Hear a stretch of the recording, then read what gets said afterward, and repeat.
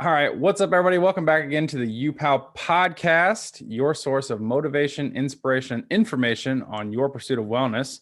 I'm Sean. I'm Austin. And today we have a very special guest. Her name is Tiane. I can't pronounce her last name, but she works for a company called SchoolMint and is also literally one of the smartest people I know, speaks 5, maybe 6 languages. So we're going to delve a little bit into the educational side of things, as well as just take it anywhere it's going to go as usual. Let's do this thing. What's up, Tiane? Hello. What's up? You look nice. Thank you. Nice and cozy. Got a little cold in Lafayette today. Like the opposite of your background. Yeah, where are you at in your background? This is, well, why don't you guys guess? It's a place that I'm familiar with, but Curacao. Curacao. Oh, wow. Sean, way to Look at your boy. go. I read the thing. Killer. Okay. You did your homework. Yeah, that was a Like, really we all good have this survey. number, you know? Gave you a lot of homework. That was Sean, awesome. it's good to I love see how you. in depth you were. I love these uPOW. You like it? They're great. It's our first time coordinating this successfully. So you might just see half my face missing after a Right, little at while. times. My hand won't quite render like correctly. See this? Like, Oh yeah, they're still struggling with that sometimes. If I start raising my arm, it just yep, there you go. appears. Yeah. Swimming through our landscapes. Beautiful.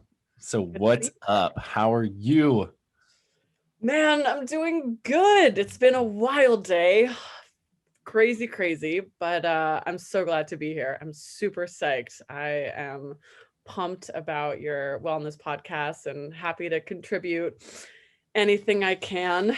It's been a chillier day here in Lafayette than would like, but we've had some 70-degree days. Was at the gym yesterday. I finally learned how to lift weights. So Did you? What? did. Dancer No. to lifting weights? Wow. I didn't know that was possible. I mean, I've tried to go from weightlifter to dancer, and I've had a lot of problems That with don't work. That don't work. Your hips don't work anymore. I'm moving on the dance floor. I know. Yeah. Gotta have those new dance floors coming out. No, it's happening. Ballet dancer, weightlifter, can't leave any box unchecked. Hey, Can't stop. Oh, I love it. How's Lafayette compared to going from San Francisco to New York and literally now to everywhere this else in the smaller world. city? Yeah. Yeah, God, it's a good question. I've honestly loved it. I mean, I think people be surprised, but there's amazing people everywhere. There's the sense of community here unlike anything I've ever seen. A lot of entrepreneurs and people just psyched to help out. I've been really impressed with how kind and friendly and welcoming everyone's been, which has been awesome. And there's been some still live music that you can go see and hang out outdoors. And my apartment complex got a pool and a hot tub, so I've loved taking advantage of that too. But No complaints. yeah, and I mean, right now it's hard to really experience anything truly for real because COVID's still shutting obviously a lot of things down. But I don't know, it's fun. I'm loving it. That's been a awesome. Good ride. Well, Yeah. it's probably going to be, I don't know, it's got to be different, at least for me, like going from New York to a smaller place to you just have all these like opportunities at your fingertips. Yeah. And you almost have to go like inwards a little bit and be with yourself and find different passions and curiosities that you can explore. So, Yeah.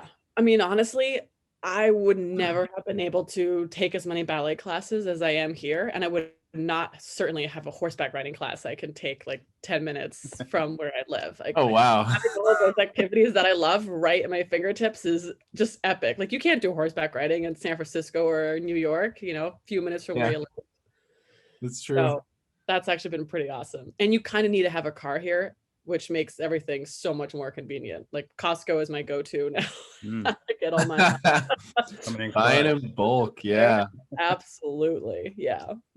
And I'm living with my roommate is a colleague, so that's also pretty sweet. We can just help each other out with things at work and just crush it together. That's been a lot of fun.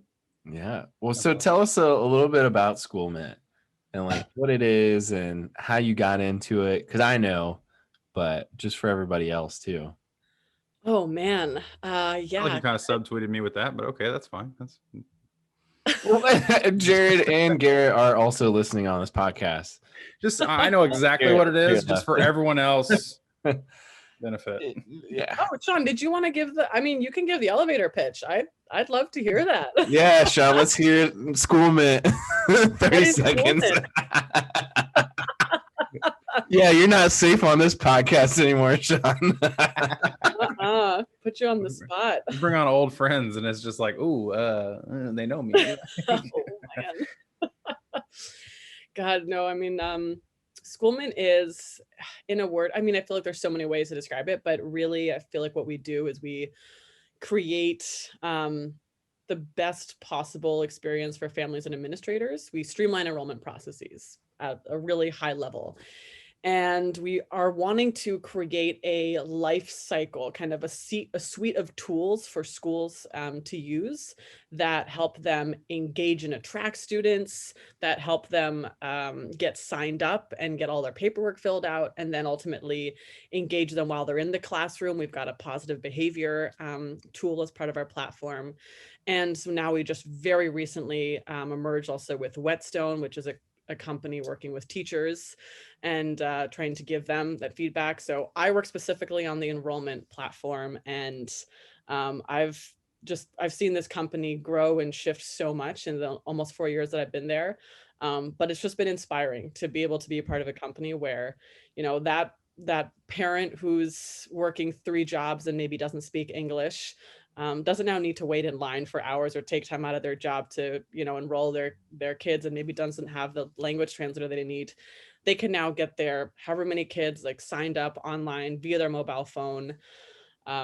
They can find the best possible schools for their students to go to, whether that's a JROTC program or world language program, dual immersion, maybe there's an arts program or sports. And we've now kind of given parents all of the tools at their fingertips and made that process so much more equitable for all families of all socioeconomic statuses and backgrounds. And that's super exciting. And it just feels great to be part of a company that does that, has it at their core mission. Oh, I love that. Yeah, it really is. I think I have a cool job most of the time. Then I hear something like this and I'm like, yo, I don't do anything cool. And you're also like helping people too. You know what I mean? Because it's different when you're at a corporation that's established, and I feel like you get to actually see the impact that you make in that community and in people's lives too. So I guess like what drives your passion? Because I know you get super excited about SchoolMint and it's something that really drives you. So what really ignites your fire with SchoolMint? Yeah, honestly, I think it's the conversations that I have all day, every day. I'm in kind of back-to-back meetings, and I'm lucky that I'm a people person, like 99, I think 0.9% extroverted on that scale.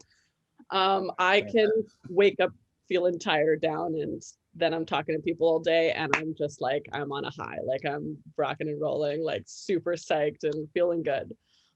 So I work with administrators, I work with all of our internal teams, recently moving into the managerial position for our implementation professional services team.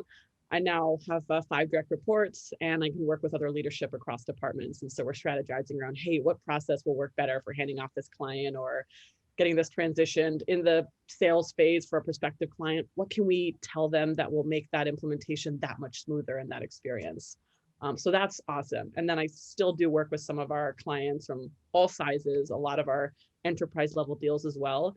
And it's just the most incredible thing. Like I remember working with Guilford County Schools in North Carolina and having thousands of families pour into one of their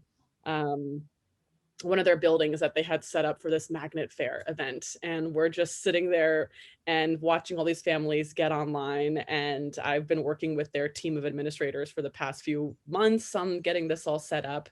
And here we are seeing these families now just look at this whole set of schools that they can apply to and get their applications in super easily. That data just transfers over a lot more quickly. When those lotteries run, if they have priorities around free or reduced lunch, or they're living in certain areas, they'll get those priorities to get in. And it's amazing that some of these schools were doing this all on paper, or having little paper things that they would take out of a machine for lotteries. It was, if you have a sticky note that's missing, like, oops, Well, kid might not get in. That kid's not going to school. Yeah, exactly. Sorry, It's just wild. So it's just super inspiring to see that and work with these administrators who just pour their heart and soul also into their jobs. I think my passion, it comes from the passion of those I also see around me. Like, they're wanting to make education more equitable, more accessible.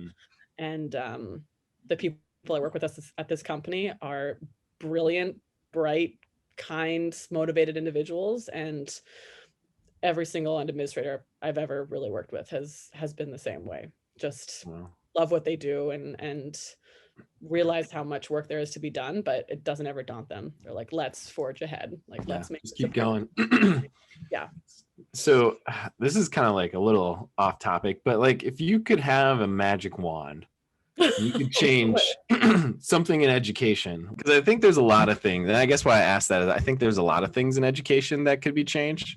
Yeah. But like, what would be the big area that could be the most value or that needs the most work? Because I think a lot of people, they go to school and then they think they want to make change and they have an idea of what they would change.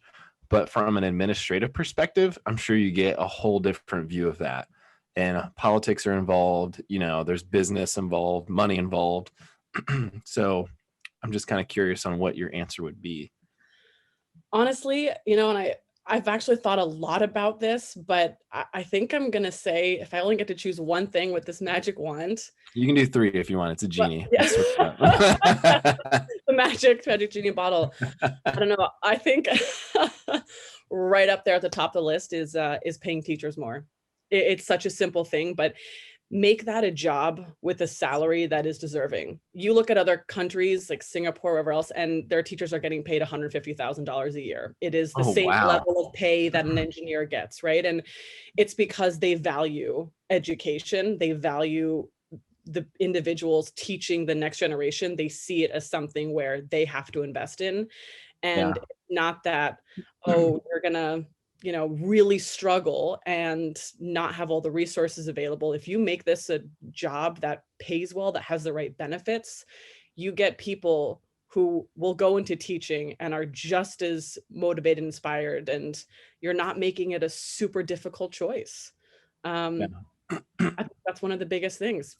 Give teachers better salaries. There's a higher level of talent that comes with that higher salary too, Right, which isn't to say that the talent isn't there, but it's so unfair in a way to tell people, like, you could be, making $200K if you become a lawyer, or you could be making 50 as a teacher. You choose. And you gotta kind of have that passion. Yeah, and the passion is so important, but the salary and making sure you're earning a good living is huge. So I do think you're right, Sean. Like, it would change the talent pool and the individuals who can really feel it as though it's a viable option for themselves. People want to provide for their families. Yeah. Right. Because if you had more kids that said, Dad, I want to be a teacher, and Dad didn't go, well, that's not going to pay the bills. Right. It's like, Dad, I want to be a teacher. And it's like, hell yeah, do it.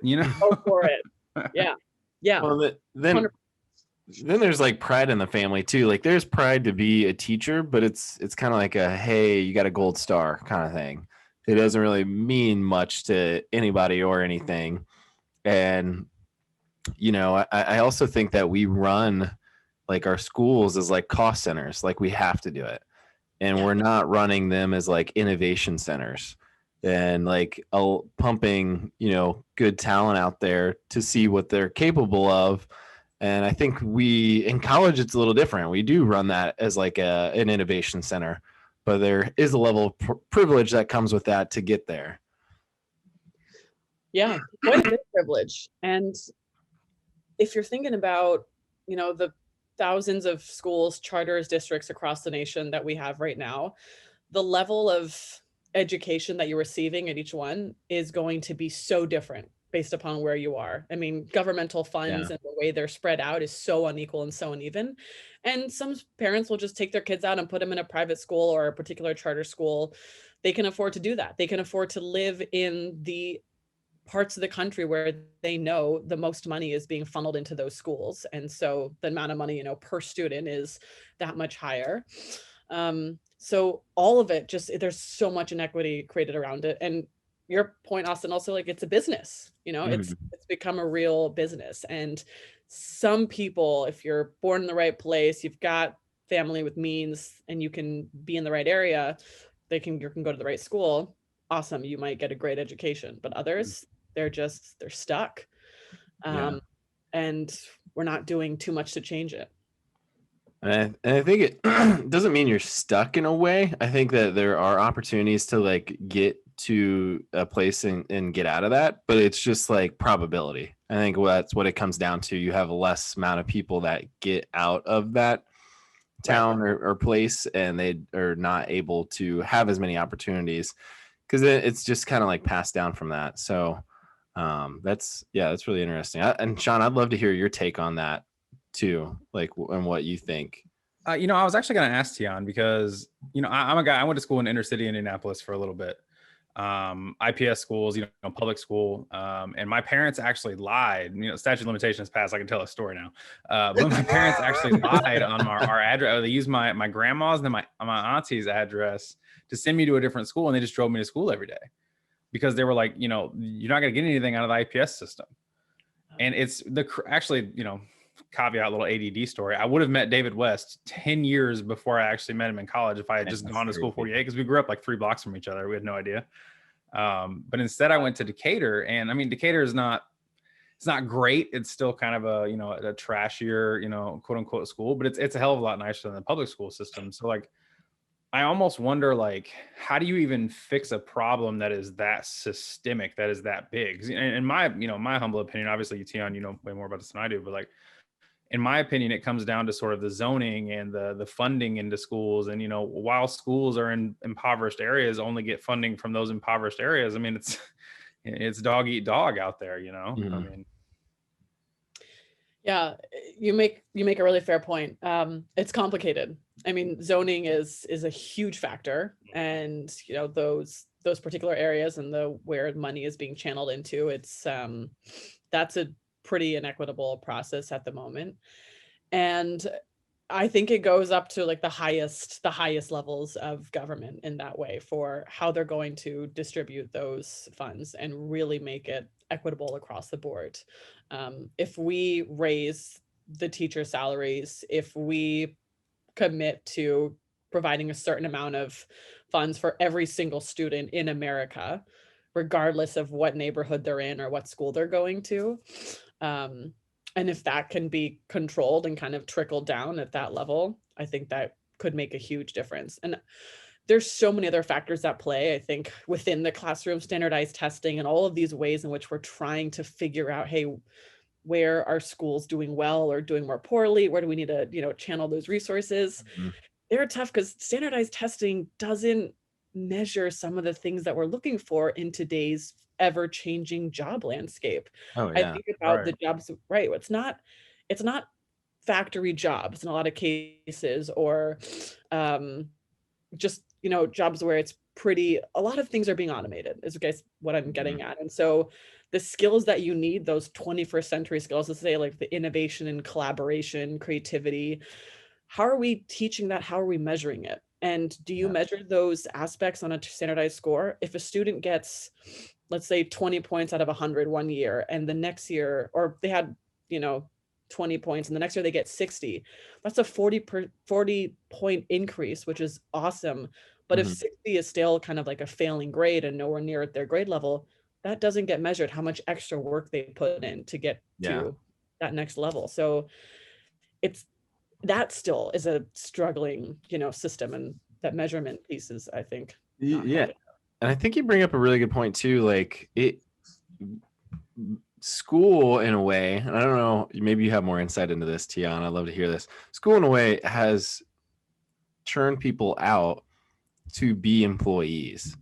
And I think as we move into like the 21st century, there's more and more like collaboration and solo entrepreneurship and a variety of those different areas that people can go into.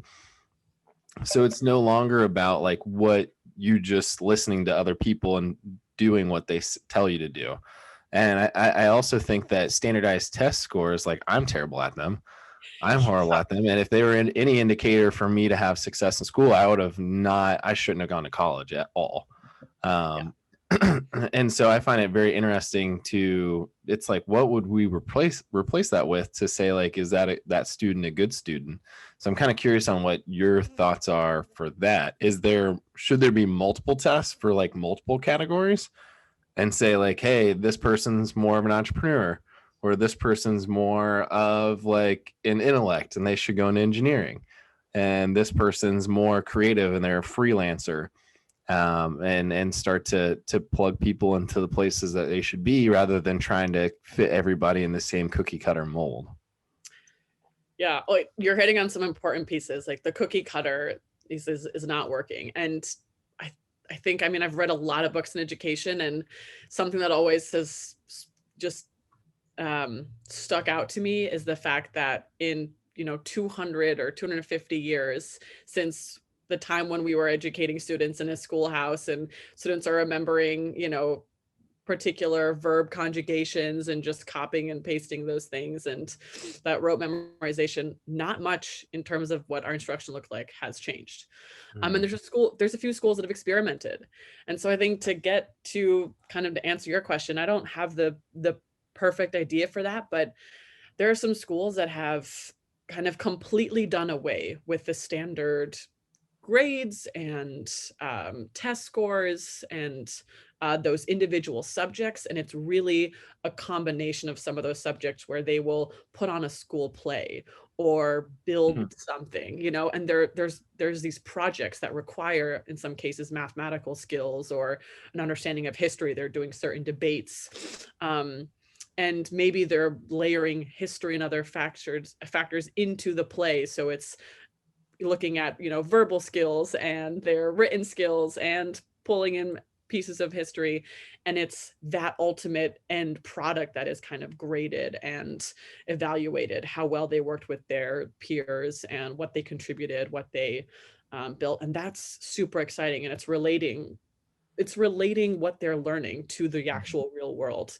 You can sit down and learn all of the calculations and learn about the Pythagorean theorem, but if you can't understand how that applies, those concepts really apply in the real world, it's like, what are you doing? Like have kids learn to code at an earlier age and start creating apps. That's exciting, Yeah. Well, kids are so creative when they're kids, and then we try to force them to be something that they're not, and then you're like, what's wrong with you? Why do you have problems now? Why don't you like your job? Why don't you enjoy life? And it's like, I don't know, because we probably forced them to be the complete person that they never really wanted to be in the first place. Totally. And schools should be the place where you're psyched to go. You're like, oh my God, there is so much to learn. Super psyched, hanging out with all my friends. We're working on these projects. I feel good about the fact that I'm doing well. I mean, I spent a year in the classroom teaching sixth graders, and half of them want to be YouTube stars now. That's like the new #1 career goal. That's what Sean and I want to do. Is there a problem with that? Absolutely not. Great aspirations.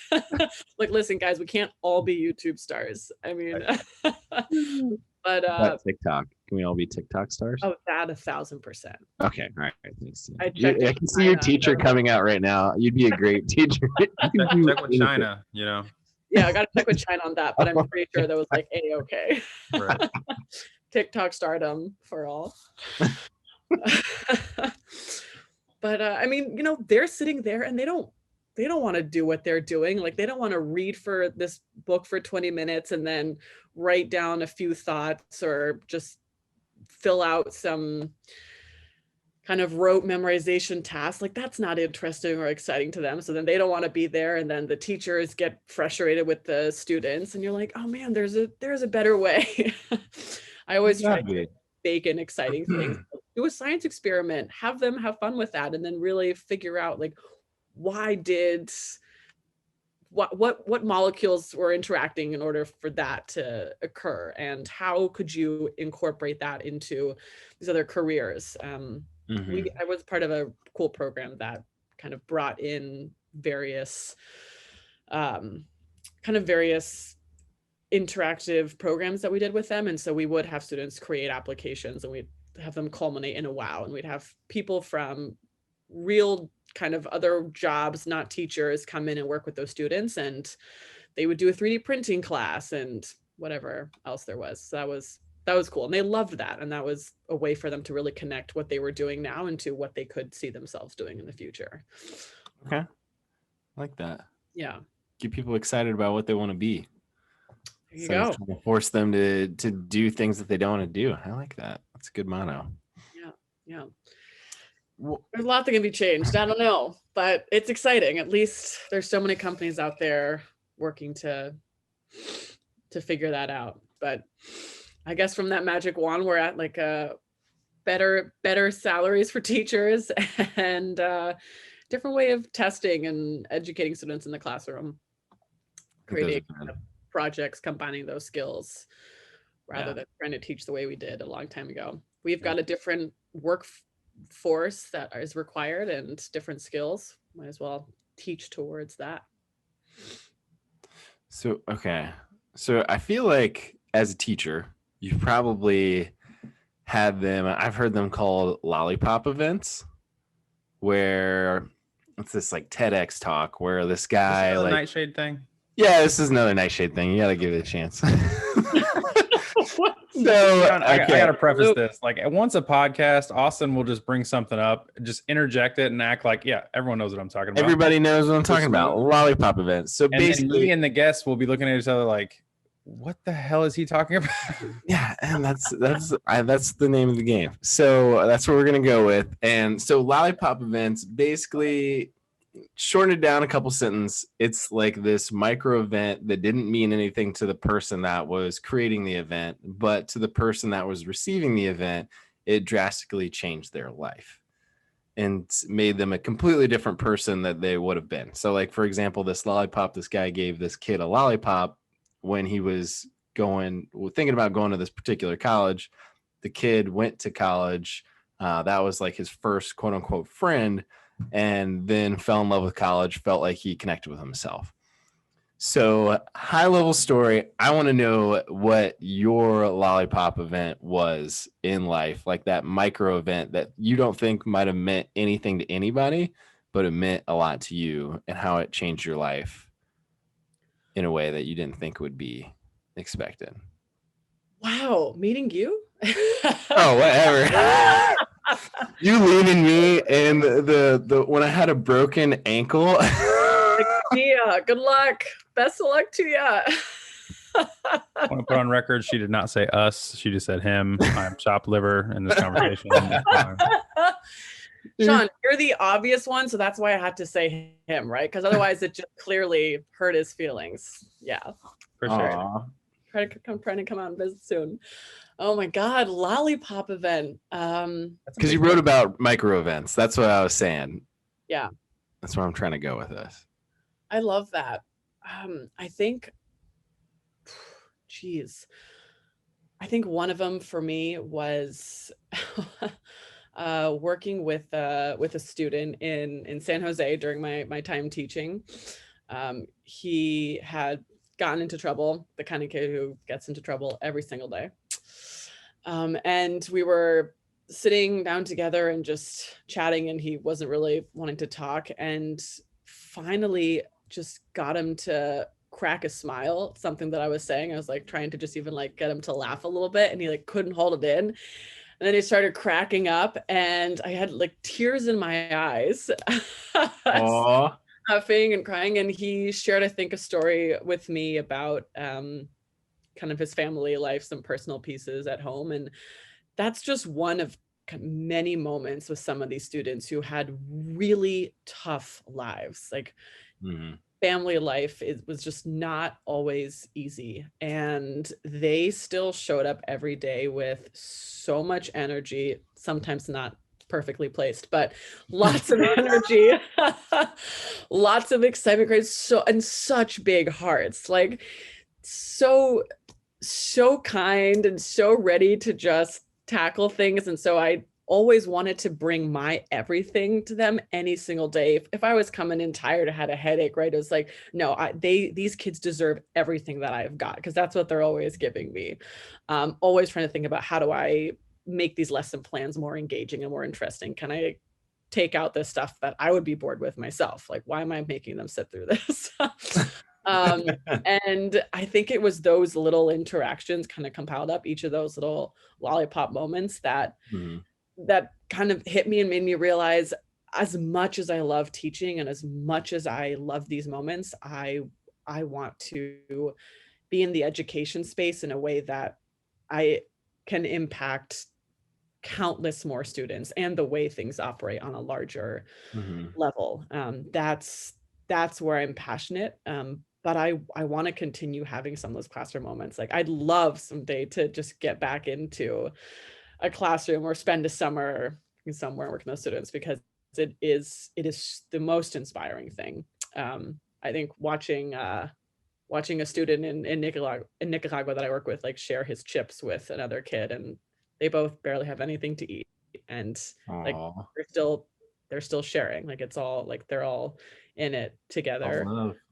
Yeah, those moments they're beautiful and super inspiring, and I think those are the moments that have just pushed me to work super hard to realize how incredibly important this work is that I'm doing, and always make sure that whatever I'm spending hours in every day is something that I can see the true impact of, and value in. And yeah, I'd love to focus those efforts on, like, improving sex education across the US. Like, that's kind of been a dream that I haven't done much with yet, but man, it would be awesome. I think it comes down to communication and how we interact with another. Not an easy thing, but it's always possible to find those little moments of connection and tie that into a larger story. Oh yeah. Well, I feel like I think even going back to like my education, and it's kind of interesting too. Like, we could definitely go down this rabbit hole, and I'd love to hear like what you'd like to change about education for sex, and like how that impacts people's lives down the road too. Like, for me, it was abstinence. That's what we should practice in school. Right. They told us, I remember it was like our teacher, he had a piece of tape, and he stuck the piece of tape to his arm, this one. And he ripped it off, and he goes, see this, see all these things on this tape now? That's what happens if you have sex with somebody. And and then he goes, see, now it doesn't stick as much. That's because you lost your feeling, because you already had. I feel like he did it wrong. Yeah, I'm like, you have that too, Sean? Yeah. How would you do it? How would you do it, Sean? The tape thing? Yeah. Oh, in my high school, no, ours was fully like, we did like, I don't even know, I think it was like 5th grade. We had like, it was like a human growth and development. It like brought some lady in, like, just like, it was like formal sex education with this like 80-year-old lady. She showed us how to put a condom on this thing, but it was like this. She was trying to put this condom on. It didn't fit. I take it. The old lady, she struggled with it, boy. And that was like the highlight of 5th grade, was watching this lady struggle. Trying to put this thing. Did you guys ever watch? I went to school in the hood. I don't know if anyone picked that up. Did you guys ever watch that old lady that used to talk about sex at night? Jared, can you look the lady? Jared, can you look that up? Are you talking about that old lady they would ask questions to? The muffin lady or whatever? She was really smart. I learned a lot about. Well, I didn't learn a lot about in sex ed, but I learned a lot from her. My goodness. She was funny. Hey, what's up? Okay. We're gonna go away from the old lady that talks about dildos. Yeah. Go a different way. I was gonna tell you, Tiane, hats off to you, because I'm not a kid guy at all. I'm just really not. Like, my wife and I, we're not having kids. We've already decided, like, we got other stuff we want to do in our lives, and I've talked about this, a bunch of other times. But I am so much not a kid guy that the last time I hung out with a kid, I made him cry, like a 12-year-old. It was bad, and like to preface it, I was teaching him how to play Texas Hold'em. So there's that. And everyone's like, well, why were you teaching a kid how to play Texas Hold'em at 12 years old? And I'm like, because he needs to know. Like, what if somebody is like straight up throws $100 down? Like, he's got to know what he's doing. And then I read in your questions that you sent in that you actually started gambling before that. So I don't know if you wanted to tell that story, because honestly, that was incredible to read. I didn't know that about you. So that was new to me too. Yeah, the crazy but true moment. Yeah, God, I wish I had you around as a mentor, Sean, because I didn't pick up gambling after that. Think about how much money we could have made. I'm telling you. Truly. Yeah, I think I had that. I'm going to say it was beginner's luck, but maybe I truly have some incredible magic gambling and I'm just sparing it. I'm not giving it out to the world. So who knows? But it was 10 years old, and we were in New Orleans. Good old Nola had our alligator that day, some alligator soup, and seen some live ones. So did it properly. Exactly, the proper operation. Right. Heading into the bar in the evenings. My brother also was an 8-year-old in tow, and our bartender just got up from whatever computer card game he was playing. And I sat down in front of it and thought, all right, this looks cool. Just clicked on the screen, pressed around a few buttons, and I think about 30 seconds later, some song was playing. It's like, you won $100. And the bartender was like, what just happened? Had no idea I was sitting there, was totally psyched, gave my parents free drinks, and then was like, honestly though, you guys, like, you gotta take your kids out of here. Like, this is so TFO. They're way too young to be here. But he was pretty pleased. So that worked out. Yeah, so funny. Sean, these are some life skills. I think that kid should have been grateful. I don't know why he was crying. He was crying because he tried to go all in on like pair of twos, and I roasted his ass. I was like, come on now. Like I was like, why'd you go out? You don't have anything. I told you, if you bet big, if you got something, kid, what are you doing? It just like started crying. I'm like, don't be mad at me. Give him chips. You got the poker face down. And your $20. Where did you play for real money? My buddy put his ante in. So really, I took my buddy's money twice because I beat him too. It was one of those nice. I tried to be nice. No more allowance for you. That's when the kids started crying. I don't play no prisoners. I think I told you that during Monopoly once. It's one of the only times I almost killed you. Yeah, that was good. I said somebody's got to lose. I wish you did. You say that to the kid? No, I didn't. Tiane, you weren't there that night, were you? No, I think it was just it was like a guys' night. It was around the same time we were all hanging out. But like guys' night. Yeah, guys' night. We played Monopoly. Yeah. Guys' night involves Tiane 9 times out of 10. Really though. Yeah, no, I was losing so bad, and Austin was just crushing me. And I'm like, bro, I thought we were friends. And he goes, someone has to lose, Sean. And I was like, you mother. Oh, dude. No, we teamed up and we made a treaty that it was going to be me and you until the end. And then I needed some property. So I bought it and didn't give it to you. I gave it to somebody else. And then you lost. So I'm sorry. Yeah. You betrayed my trust. Gotta lose. Yeah, somebody's got to lose. I had some serious reservations about going into business with you afterward. I'm just going to go and say it. That was Sean's lollipop moment, by the way. It was. That was it right there. He was like, all right, noted. Boom. Remembered this. Boom. Trust. Awesome. Yeah, trust. Destroyed. Okay, so away from Monopoly, Tiane, I need your help. Homie, I'm trying to learn Spanish and I'm struggling. No puedes hablar español, pero lo más porcentaje de personas en los Estados Unidos pueden hablar, pues hay muchas personas con quien puede conversar. No entiendo. Un poquito de español, mi esposa es cubano. Ah, qué fantástico, es perfecto, puede practicar con ella. You only got like half of that, see? That's where I'm struggling. I think the next step is vaccinations globally, and then you and your wife head over to a Spanish-speaking country, hang out there for a few months. Do not speak with anyone who can speak English, because it's people's natural desire to switch into the language they're most comfortable with, or if they can speak both fluently, they'll just switch into what's easier for you. Speak with people that can only speak Spanish, hang out there for a few months, come out, and then at any opportunity, keep trying to practice. That was kind of my go-to. I learned Spanish all through high school, in college a bit. I did 3 or 4 years at a Spanish bilingual school in San Francisco, growing up from kindergarten to 2nd grade. And it was pretty much awful. Could barely speak it, could barely understand it.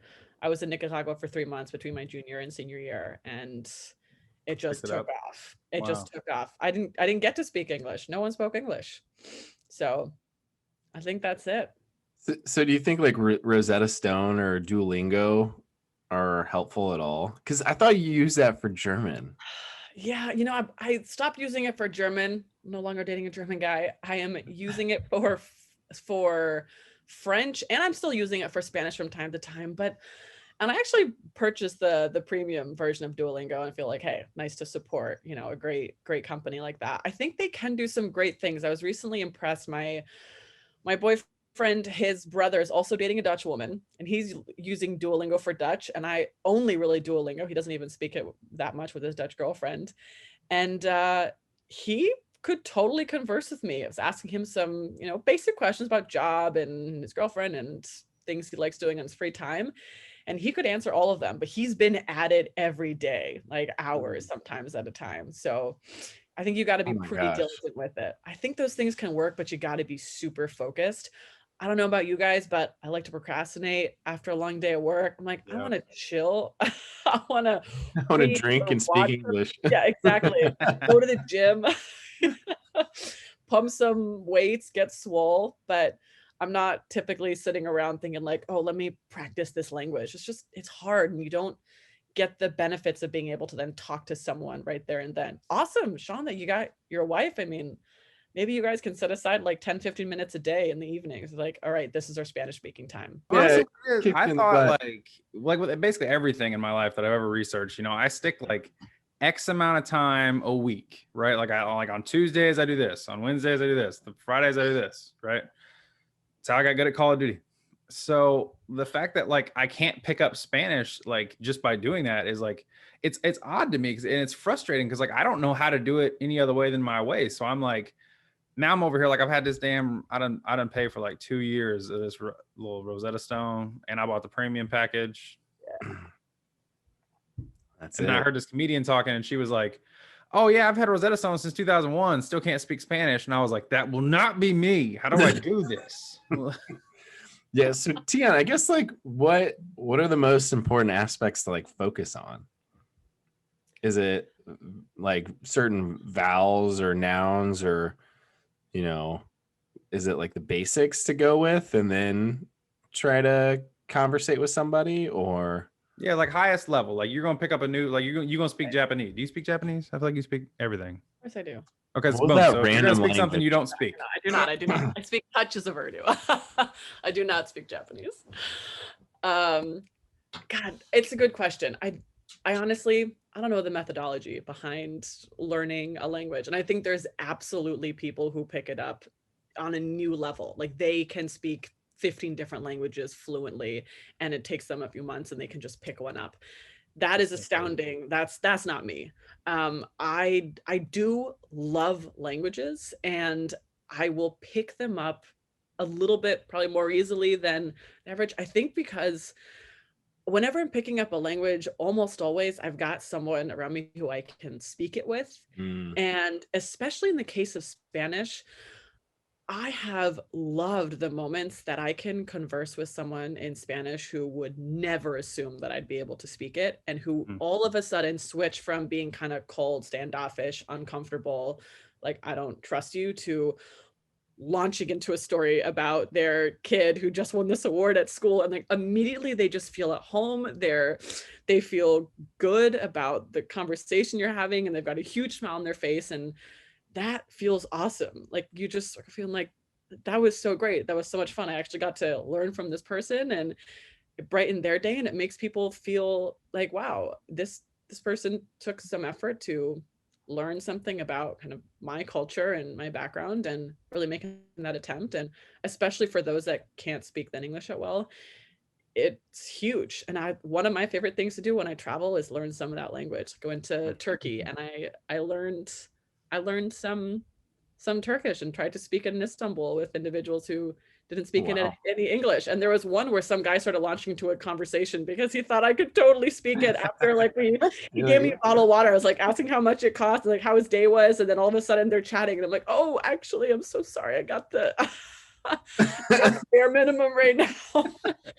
But I don't got the equipment to have this conversation. Yeah, exactly. Trying to hold up Google Translate and shit real quietly. Yeah. Pause. Can you speak into this microphone? Right. You read it and then I can talk back. I promise. Exactly. It's going to take a little bit longer, but we'll get there. Have you ever had the opposite where somebody's talking about you, but you know the language? And do you have any funny stories like that? No, my parents have a great one though, where they're talking about someone in a grocery store and they're like, God, look at that person. Like they're so unattractive or like sort of thing, like just being totally terrible in that moment. And the woman turns around and in perfect Dutch is like, oh, I speak Dutch as well. How nice to meet you too. And they're just, oh my God. Killer. They were like, oh my God. That's terrible. Profusely. Yeah. I've had a lot of fun. Yeah, that was pretty rough. Your parents are great. I feel like I guess I actually want to ask one more question about language before you go on to anything else. So what's the toughest language that you've learned? I mean, Mongolian, honestly, I learned like one sentence or two. I could barely pronounce them. Like to this day, I could say, hello, my name is Tian. I do not speak Mongolian.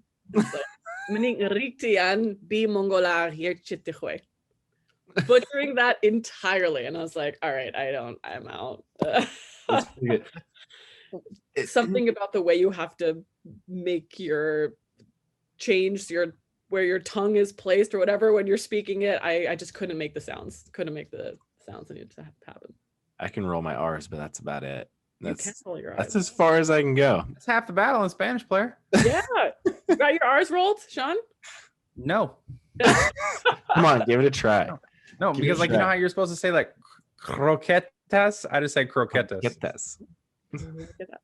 Obviously I said a food thing. Okay, let it go. Oh, that would be the first thing. That's the first thing I learned when I was in Colombia and Peru is just all the food. Because you know what you want.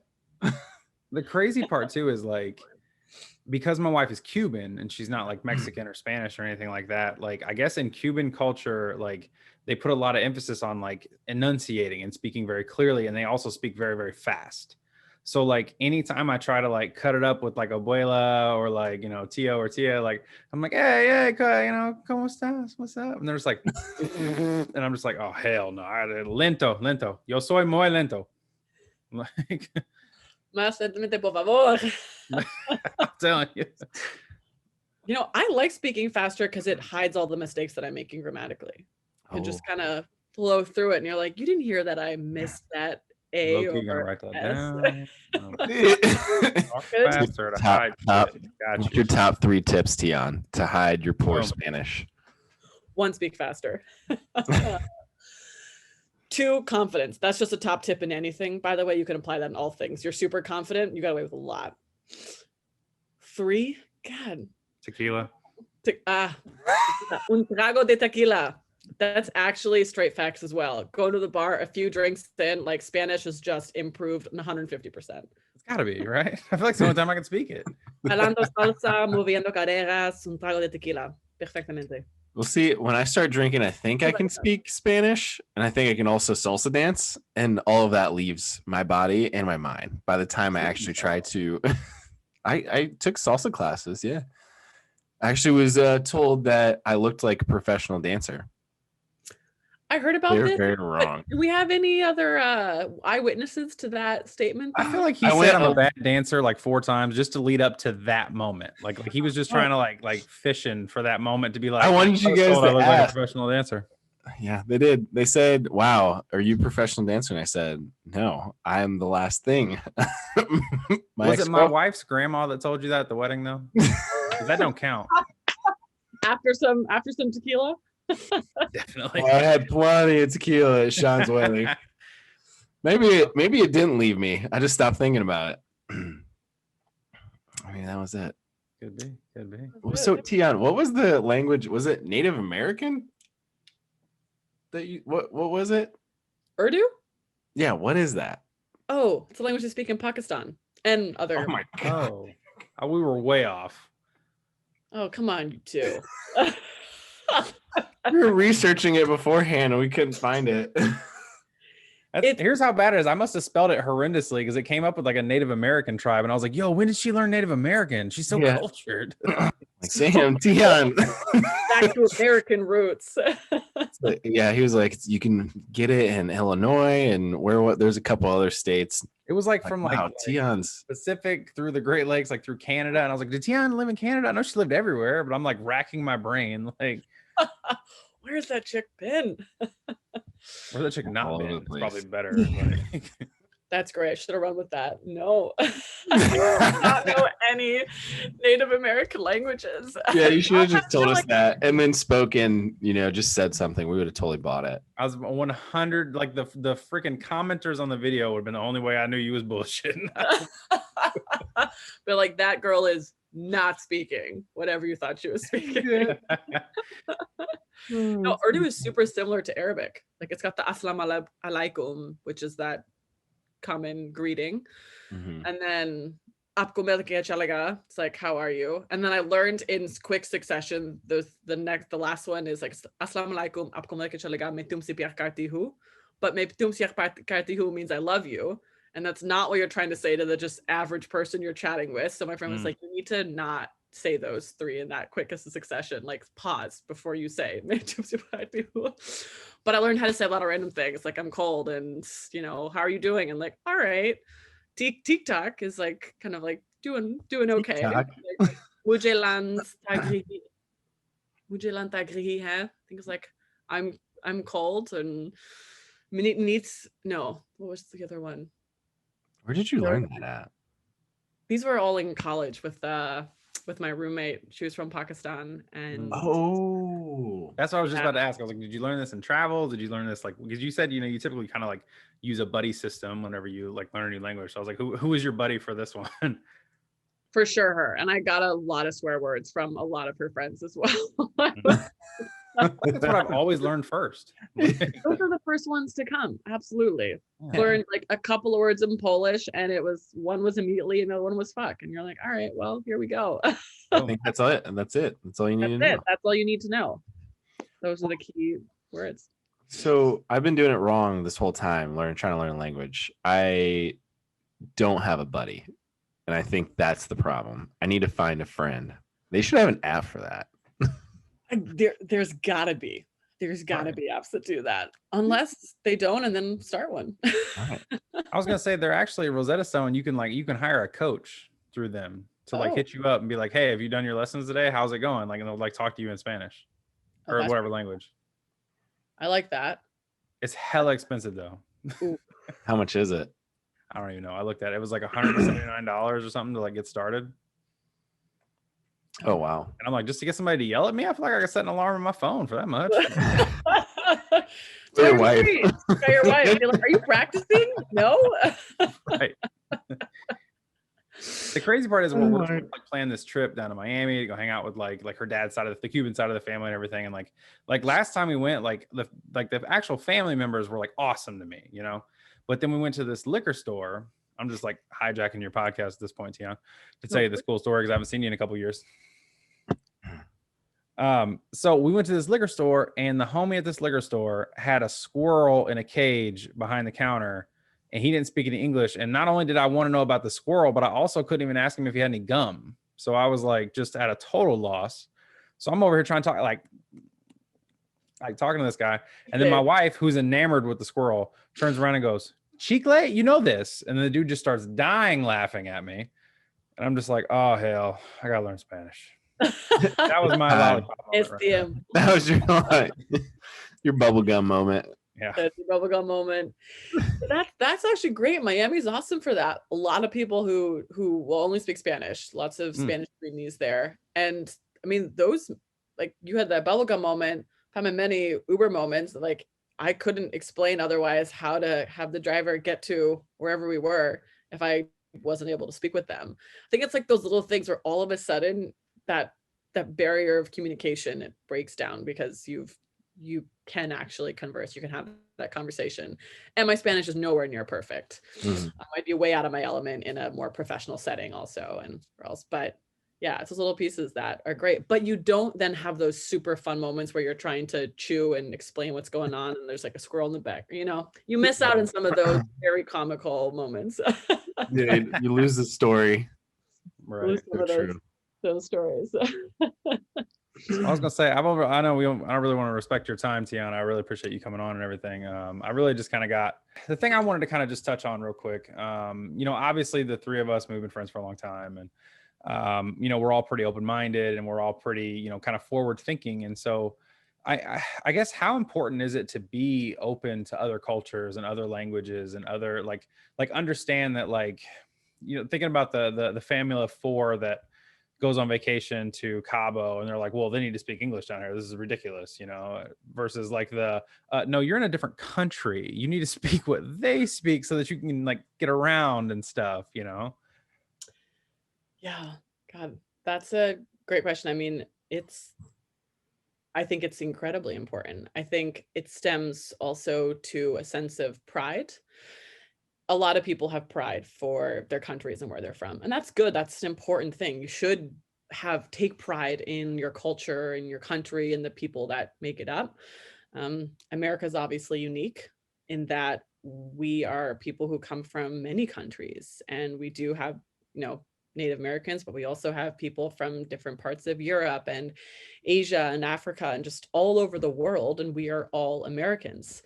And just because we may also be the most powerful nation in the world at this moment doesn't mean it will always be like that. And it doesn't mean that we should then take that to indicate that, you know, everyone just needs to learn the language that we speak. It makes such a huge difference to people when you take time and effort to learn their language, especially if you're going to a place where they're from. It just shows that extra little bit of like dedication and effort that you've put in to try and understand their view. And I honestly believe that you see the world differently when you speak a different language.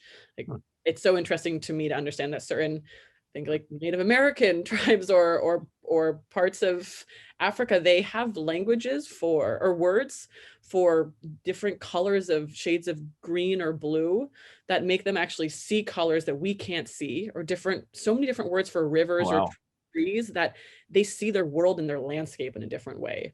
And so, you know, even those funny words that we know in languages that might, you know, they don't have a real translation. It's a kind of feeling that can't be described, that doesn't get translated easily. Yeah. That's the stuff that I love, because you see the world differently. And back to your original point, John, I think it's the most important thing. It's the only way we can really make people or feel more connected with those around us. We can easily stay in our bubble and feel safe and comfortable there, but if we want to explore, we should do it in a way that makes people feel good and shows them that, yeah, America's a country of people who really care also about different places. Like, we are a place that's made up of people from all over the world. Well, it's kind of interesting that you bring that up too. Like, it's like we create our reality with words. Like, if none of us were able to speak, it would just be us surviving. And through language, we basically create. And it's a very powerful thing. And I think it's very interesting that you have words that can't be translated into other cultures. It's like, oh, I don't have a word for that in English. And it's like, what do you mean by that? Like, and that just means that this world that and reality that we live in doesn't encapsulate every reality and thing that is out there. And it's I don't know, I've seen you in a car with when we did a shared Uber, and it was so cool.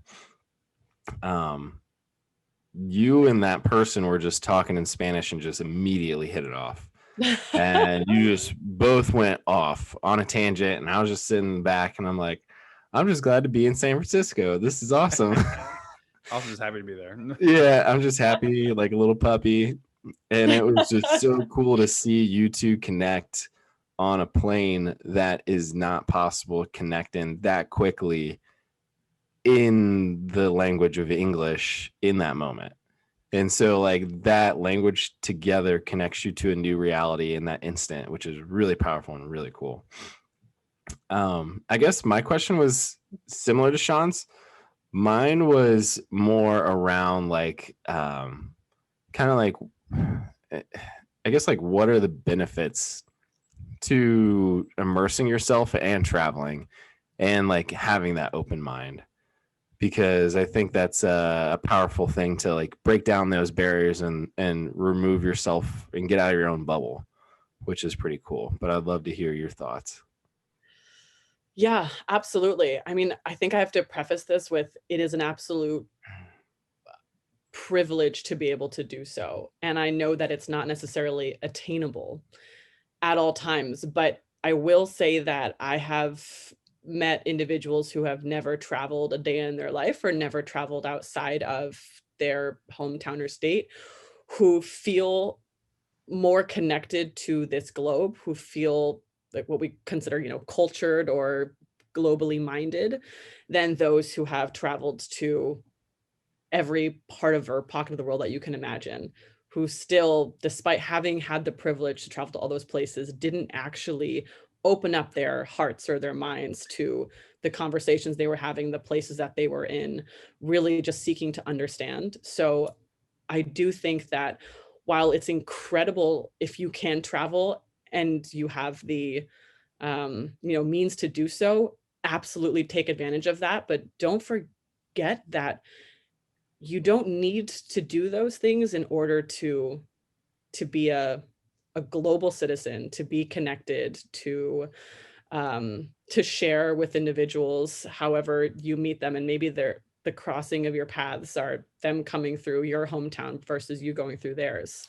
But I think it's that keeping that open mind and seeking to understand, wanting to learn about other cultures. And if you can, carve out some time to learn another language or pieces of that. That's what makes you the kind of, global interconnected citizen you need. And you don't even need to get on a plane to do that. So I think there's so many benefits to it, but I also think that we can't think that only those who have traveled can gain a certain status of being cultured and having seen the world. You can see the world and still be super kind of center, like keep the focus inwards, and you can have not traveled at all and have an incredibly expansive worldview.